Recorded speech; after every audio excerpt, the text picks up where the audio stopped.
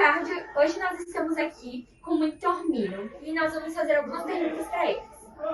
Bom, quem fecha o colégio à noite, vocês ou as freiras? Quem fecha a escola todos os dias, de segunda a sexta, somos nós da segurança. Quem fecha a escola é o colaborador Marcos, todos os dias, às 21h30. Alguma criança já tentou fugir da escola? Tentar fugir da escola diretamente para ir para casa, não. Mas acontece deles querendo sair da escola para frequentar a livraria, que é fora da escola, para ir até a recepção. Aí a gente sempre orienta que eles não podem fazer isso sem uma autorização da coordenação. Agora nós estamos aqui com a Patrícia na sala de acolhimento e vamos fazer algumas perguntas para ela. Primeira pergunta: o que vocês fazem quando uma pessoa se machuca gravemente aqui no colégio? Primeiro de tudo é avaliar o que é esse gravemente, né? Se for algo assim que a tia Patrícia não possa, né, remover a criança ou o adulto, quem seja do local, eu vou ligar para a Unimed vai vir fazer esse atendimento. Se for algum machucado, alguma lesão, algum trauma que eu consiga trazer, né, com a cadeira de rodas da criança que precisa de acolhimento e fazer o atendimento, daí eu faço o atendimento aqui e aí depois comunico ao responsável. E o que vocês fazem quando uma criança apresenta sintomas de Covid? Em relação aos sintomas de Covid, a gente tem que seguir o protocolo da escola, né?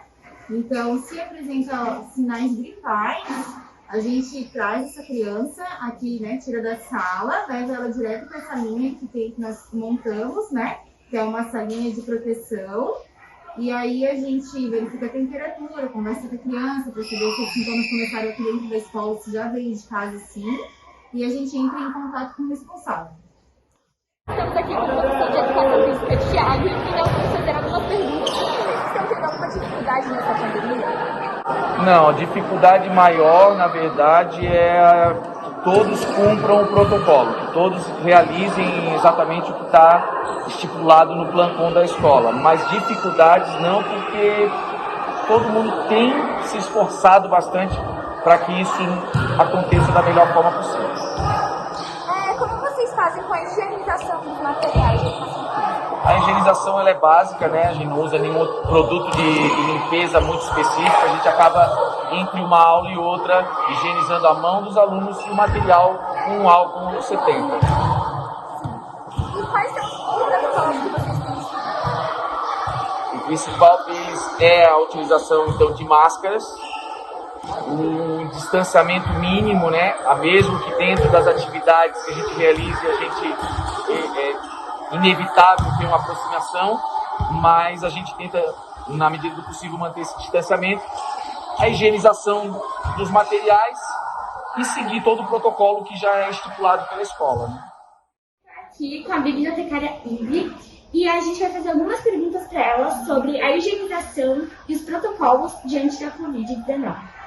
Bom, quais são os protocolos diante das higienizações dos materiais da biblioteca? Todos os livros que são emprestados na biblioteca, eles passam por uma quarentena de 3 dias, ficam numa estante isolada, com ventilação, e depois, passados 3 dias, nós higienizamos apenas com uma flanela, rapidamente, no livro, com álcool 70%. E assim eles retornam às estantes. Bom, quais são os protocolos de distanciamento da biblioteca? Certo, a biblioteca, por ser um espaço fechado, né, ele tem um distanciamento de 1,5 m e a ocupação da biblioteca são apenas onde estão as cadeiras e as mesas marcadas para sentar. Tem um limite máximo de pessoas que podem entrar aqui na biblioteca? Nós temos um limite, então, pensando aqui, nós temos umas 8, 10 cadeiras. O acesso à estante é limitado por uma pessoa por vez, tá?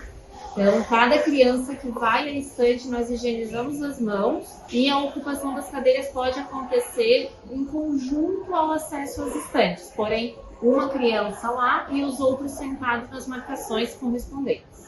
E quais são os protocolos que vocês seguem diante da Covid-19?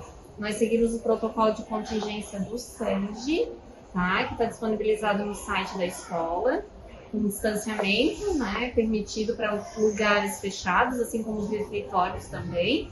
E eu sigo, na verdade, também o plano de bibliotecas do Estado, onde delimitam a ocupação, o acesso às estantes, tá? criança quebra esses protocolos de distanciamento, os protocolos da Covid-19, como que vocês abordam essa criança?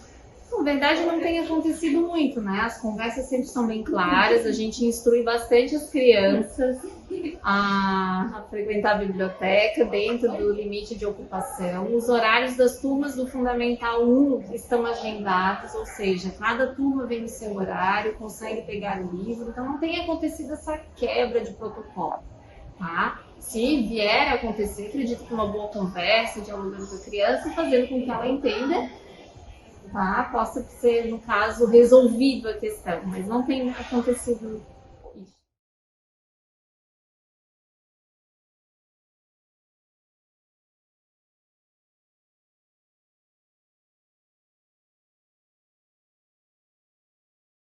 Os aprendizados que temos durante nossa infância têm grande impacto em quem nós somos durante toda a nossa vida.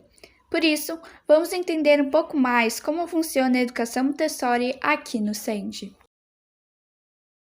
Oi, boa tarde. Durante a pandemia, que adaptações foram feitas no berçário? Assim, desde que iniciou a pandemia, a gente procurou respeitar todos os espaços da escola, de 0 a 14 anos, né? Mas o espaço do berçário, por serem crianças muito pequenas, a gente cuidou muito da parte de higiene, da limpeza do ambiente, do cuidado da professora, do cuidado da criança, colocar material na sala. Então, a higienização, ela dobrou. Até pelo fato das crianças pequenas não conseguirem respeitar o distanciamento que era necessário. Então, a gente teve que ter muito cuidado com a higiene e o cuidado das professoras com as crianças. Para você, qual a maior dificuldade de trabalhar com crianças dessa faixa etária? Eu não vejo nenhuma dificuldade, eu vejo desafios que a gente tem que enfrentar. O que é que acontece com as crianças muito pequenas, né? Quem sofre mais com a adaptação das crianças são as famílias, que têm que se separar das crianças, né? As crianças se adaptam mais fácil ao ambiente, porque é um ambiente diferente, é um ambiente alegre, as professoras acolhem, então assim, eu não vejo dificuldade.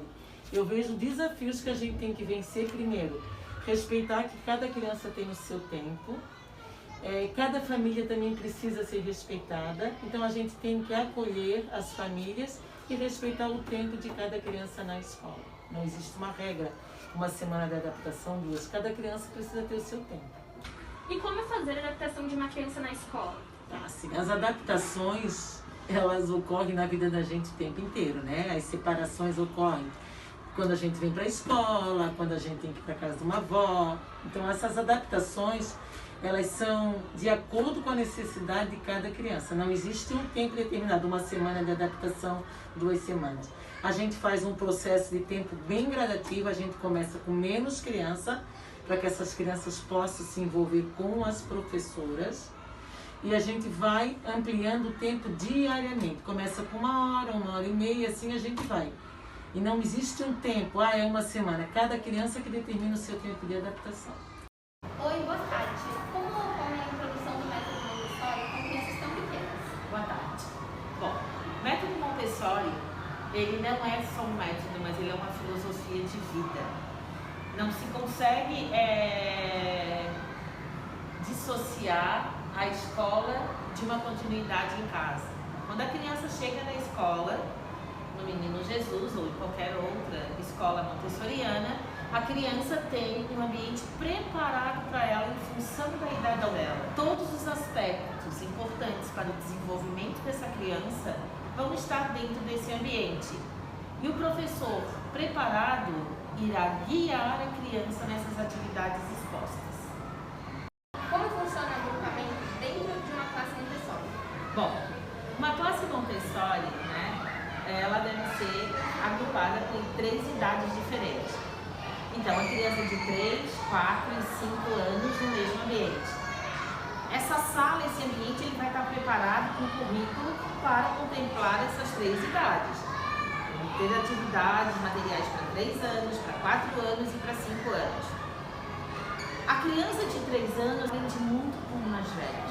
E os mais velhos também aprendem com os mais novos. Há uma troca, uma interação entre as crianças, um respeito mútuo entre elas.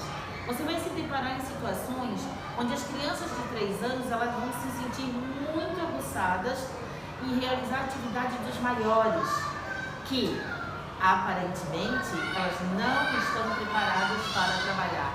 Mas dá um jeito próprio dessa criança de 3 anos de explorar esse material, e nós, professores, temos que dar oportunidades para ela, para que ela faça essa exploração.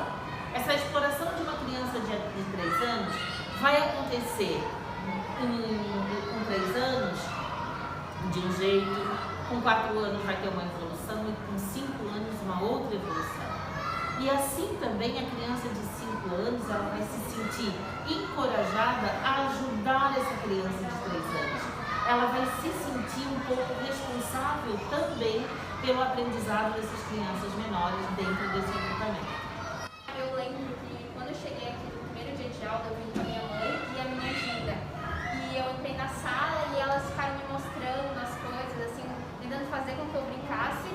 E aí eu lembro que você chegou para elas e disse assim, não, deixa ela escolher o que ela quer fazer, deixa ela ter liberdade para escolher o que ela quer brincar, as descobertas que ela quer ter primeiro. E, nossa, eu lembro disso até hoje, porque me marcou muito. Eu acho que isso me influencia até hoje, assim, de forma positiva. Que bom! E essa é a dinâmica de uma sala Montessori, é a livre escolha. A gente não precisa forçar a criança. O olhar dela vai fazer com que ela cative aquilo que ela tem vontade de explorar dentro da sala de aula. Como funciona a dinâmica Montessori em sala de aula? Então, como eu havia falado, a criança ela é recebida num ambiente preparado para ela. Esse ambiente preparado, ele tem um currículo. Tem vida prática, depois a gente tem o sensorial, a matemática, a linguagem e conhecimento de mundo. A criança, ao chegar, ela tem um processo de uma livre escolha. Tudo que está exposto na sala de aula, a criança vai ter liberdade para trabalhar, para brincar, né? A gente chama disso que o brincar da criança é o trabalhar.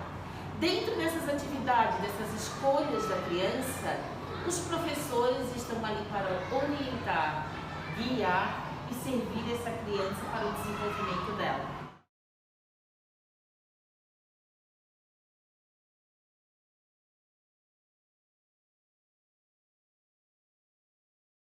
Serviço da limpeza, uma parte essencial da nossa escola, tudo feito com muito cuidado e amor. Meu nome é Josefa, chama de Nina. Essa é a Haiti. Eu tenho 41 anos. Meu nome é Iraci Santos Pereira Oliveira, tenho 43 anos, Bahia, Salvador. Trabalho aqui há 31 anos. Cheguei aqui com 27 anos. Primeiro emprego meu foi aqui, no Menino Jesus. Vim do norte com meus 2 filhos, sozinha e meu marido. Cheguei aqui, encontrei aqui o colégio das irmãs, fiquei até hoje. Quando eu cheguei em Santa Catarina, primeiro emprego meu foi num condomínio de zeladora. Só que eles pagavam muito pouco, então eu fazia a mesma função. Mas só que eu não gostava, porque era assim, era muito pulado. Então eu tinha um cunhado que trabalhava aqui e me perguntou se eu queria vir para cá. Eu disse, é de quê? Aí ela disse assim, é de limpeza também. Aí eu disse assim, onde é que é? Com as irmãs. Aí eu disse assim, então eu vou, se é com as irmãs. Minha mãe já trabalhou em colégio de freira e quem sabe que eu vou seguir o exemplo dela. Só que minha mãe é bordadeira, minha mãe é costureira, só que eu entrei numa equipe da limpeza. Aqui temos 6 famílias de serviço, tá? Tenho 17 anos de carteira assinada, 6 anos de SEIGE. Decidi vir para cá pela oportunidade de trabalho e para os meus filhos também ingressar na faculdade, que lá é mais difícil. Gosto, eu adoro trabalhar aqui, encontrar com as crianças, encontrar com vocês. Essa alegria quando fala, oi Nina, oi bonita, oi querida. Assim, me agrada assim, tu me dá a sala de aula, tá entendendo? O corredor tu não vê limpeza. Agora estou na escada, mas eu estava na sala de lá no prédio, lá dos pequenininhos. Eu botava flores, eu arrumava a sala, eu limpava aquelas mesas, tirava o pó das estantes, aquilo ali me sentia um prazer. No corredor não, tu tem só varrer, passar pano e ver as pessoas pisando, aí tu não sente prazer. E eu gosto do que eu faço, porque eu gosto da limpeza. Eu me sinto bem ver uma casa bem arrumada, uma casa bem limpa, cheirosa. É igual ao colégio.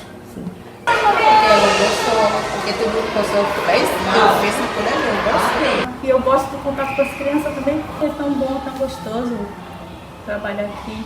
É limpar, se tiver uma criança chorando, eu posso trocar, pedir ajuda, eu ajudar, lavar a mão, aonde é o banheiro, tá perdida, quem é a tia, pergunta, eu disse, quem é a sua tia? É fulano e tal, então igual o Ju, ela tá perdida, eu trouxe ela, ô Ju, ela não sabe onde lava o pincel, vou ensinar ela. Faça, precisa fazer uma limpeza, precisa varrer e tirar o pó, passar pano. Bem limpinho. Eu varro, passo pano, tiro o pó, limpo o banheiro, recolho todos os lixos do banheiro, lavo as salas à noite. Tem que ter luva, porque senão pega aquelas bactérias como as meninas pegam, né? Que tem umas que não usam luva. Antes de eu botar a luva, eu passo o creme, a luva de silicone, passo na mão e depois que eu boto a luva. Aí depois eu tiro, passo o creme de novo, sou muito vaidosa. Cuidar bastante, se tem criança, não deixar no praga para cuidar, não cair. Precisa falar a criança também. Se por exemplo, está passando pano, está molhada, precisa falar a criança. Precisa para a criança deixar cuidar para não cair, porque se caiu, quebrar o pé e braço dela. O uso da luva e do calçado. Pelo contato que a gente tem com o papel, com o produto de limpeza, a gente tem que estar com a luva. E o sapato para evitar acidente de trabalho. Se existisse agente da limpeza, como que os professores iam entrar na sala de aula para fazer o trabalho deles? 6 horas também. Porque tem que deixar as coisas em casa tudo prontinho, né? Porque o marido trabalha, a filha estuda e trabalha, e chega em casa tem que ter almoço, deixa o almoço pronto, casa limpa. Assim, a gente sai daqui 10 para as 9 da noite. Cedo a gente chega em casa muito tarde, tem que acordar cedo para voltar. É cansativo. É bem cansativo. E agora, com a pandemia, ficou mais difícil o transporte público. Não, dificuldade a gente tem bastante, porque eu moro na Palhoça, então preciso, né, pegar 2 ônibus, então é bem ruim para nós, assim, o ônibus é bem ruim, mas por causa da pandemia também, né? Mas daqui a pouco eu acredito que acaba, já vai melhorar então. Beijo! Beijo, tudo bem, então. Tchau! Beijo!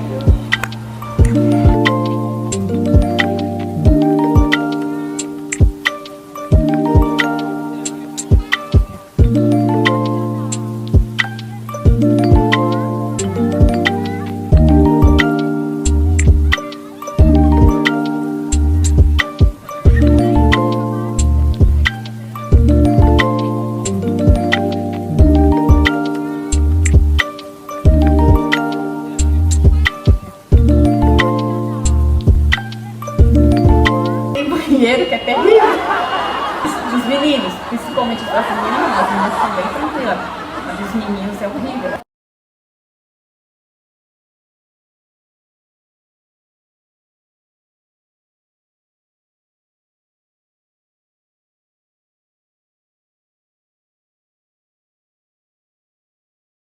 Como foi feita? Ela é uma casa de acolhimento, tanto de acolhimento das nossas irmãs, como a gente acolhe outras irmãs ou padres que vêm, que querem vir fazer, por exemplo, um curso ou tratamento de saúde, sempre nos procuram também e a gente ajuda.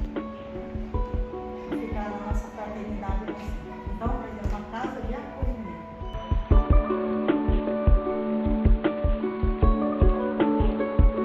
Foi em 1973. Quem criou está ali, ó. Foi a irmã Aurélia Pauli, tá? Foi uma gestão, né? Que ela fez, a irmã Aurélia. Hoje a irmã Aurélia está em Presidente Getúlio, na direção do hospital nosso. Diretora do hospital nosso, lá em Presidente Getúlio, perto de Pirama, né? Para ele quem conhece toda essa região. Então, o método Montessori foi criada com ela e a irmã Jaqueline Dal Ponte, que é essa outra palavra, que é 1984 a 1986, tá? As duas estavam aqui, e as duas, não, só com a irmã Jaqueline. E aí, em 84, justamente em 1984, eu vim transferida para cá, né? Para outro colégio, né? Que era o colégio lá, tá? as duas, a irmã Aurélia e a irmã Jaqueline, no ponto, então foi com ela que foi criado, começou a criar o método Montessori, o Centro Educacional Jesus. Curso que elas foram fazer em São Paulo, um convite que elas ganharam, e aí elas foram fazer esse curso. Quando elas vieram desse curso, elas começaram a implantar o curso Montessori, né? O método Montessori aqui na escola. Temos muito conteúdo, mas com uma entrevista dessa tem que ser uma coisa, né, reduzida, mas é muito bonito toda a história. Né? Sim, uma hora. Agora não, porque nós estamos nesse trabalho, aí eu não recebo ninguém aqui por causa do trabalho que está sendo executado. Mas depois, do ano que vem, a partir de, nem de março, acho que ainda não dá, mas quando a gente fechar o projeto, ter tudo organizado, que nós vamos fechar assim, tudo ok, vocês podem vir diariamente aqui para olhar, para estudar a história que temos aqui, temos nos totem, tudo. Né? Aí tem no painel já o início, que quer saber mais, é só e a importância do memorial para não só para o SENGE, que ela é importante, quanto para a sociedade de Florianópolis, né? Para Florianópolis, porque ele agora, o memorial, ele não é só privativo, só o colégio que usa, mas o público em si tem o direito de usar, porque foi feito um documento aberto à doação à comunidade também. E ele é cadastrado nos museus, né? Pelo IBRAM, então ele é reconhecido. E a importância dele, sim, para que os alunos, professores, funcionários venham aqui saber a história do Centro Educacional Menino Jesus e qual é o andamento de tudo isso.